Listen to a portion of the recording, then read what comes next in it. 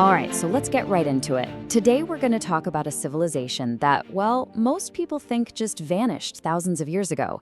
But here's the thing. The Assyrian people, they never disappeared. Not at all. In fact, they've been locked in this quiet, centuries-long struggle for their very identity. So let me ask you this. What if a people, a culture with roots that go all the way back to the dawn of civilization, was being, well, quietly erased from the history books?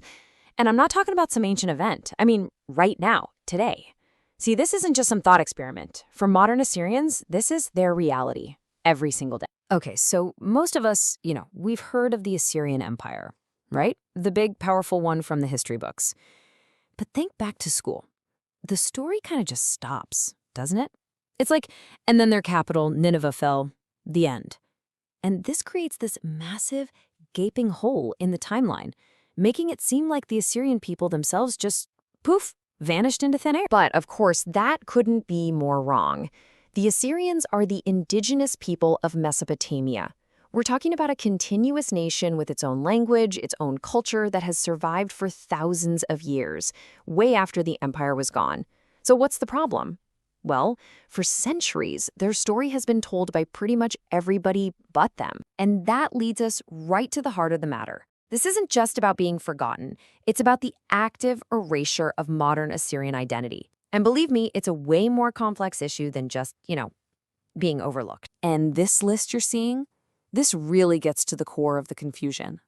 Because their actual national identity has been pushed aside, Assyrians have been chopped up and relabeled by other groups, a lot of the time based on what church they go to. So they get called Nestorians or Jacobites or simply Arab Christians or Kurdish Christians. And this constant mislabeling, whether it's on purpose or not, creates this fog that makes it so easy to deny that they exist as a single unified people. Now, there's actually a really powerful term for this kind of thing: epistemic violence. It sounds academic, but what it means is simple. It's not a physical attack, but it is a systematic attack on a people's story, on their identity. It's how a group's history and knowledge get discredited, or worse, just plain stolen. For the Assyrians, this has meant their own history gets swallowed up by the stories of other nations, or it's only ever looked at through a religious lens. It basically robs them of their own voice and control over their narrative. So you might be asking, well, why didn't they just correct the record themselves? And that's a fair question. This quote here from Professor Ephraim Yildiz, it really hits on the tragic reality. He points out that centuries of persecution and being displaced from their homeland have made it almost impossible for Assyrians to build the very things you need to do that, like research teams or universities. They've effectively been locked out of the room where the conversation about their own identity is happening. But that is finally starting to change. There's a powerful new response to all this erasure taking shape. And its foundation isn't built on protest signs, but on something much more permanent: education and solid, hardcore scholarship. And this is it, the Nineveh Academic Chair. And get this, it's based at the incredible University of Salamanca in Spain. We're talking about a university that was founded back in 1218. It's been a hub of learning for over 800 years. So this isn't just some small department. It's a global center for Assyrian studies, and it has one crystal clear mission: to fight back against the distortions and reclaim the Assyrian legacy once and for all. And their guiding philosophy? It's so simple, but at the same time, it's completely revolutionary. Just listen to this. It is imperative to rewrite Assyrian history, and those best suited to do so are those who know and live it. It's all about empowerment. It's about giving Assyrian scholars the pen so they can finally write their own story from their own perspective. No more being a footnote in someone else's textbook. Okay, so how exactly are they pulling this off? Because this is way more than just a nice-sounding mission statement.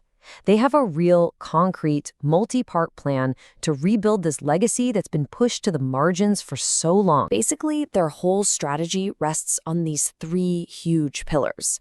First, reclaiming their history. Second, revitalizing their language. And third, rediscovering their own literature. History, language, literature. That's the foundation. And these aren't just vague goals. We're talking about massive, ambitious, real-world projects. Project number 1, write the first ever comprehensive history of the Assyrian people by the Assyrian people.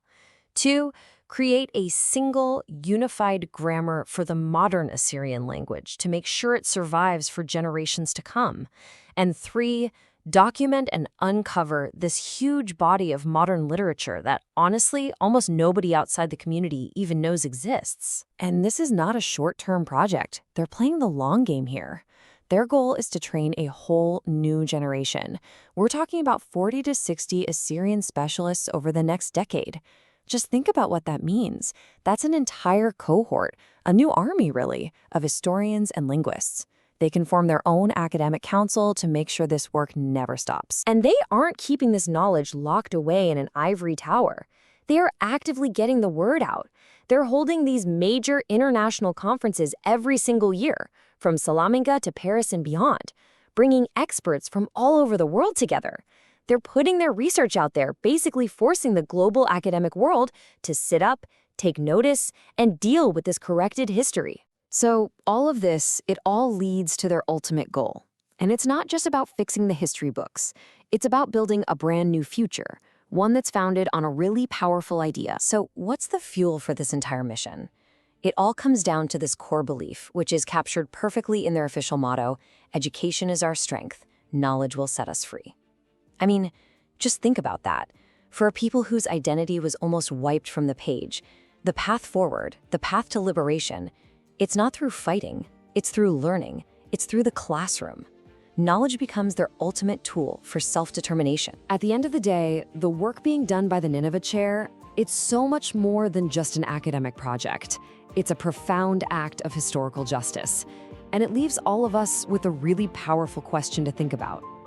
What happens when a people who for centuries were treated as just a footnote in someone else's story finally gets to pick up the pen and write their own future? Well, thanks to this work, I think we're all about to find out.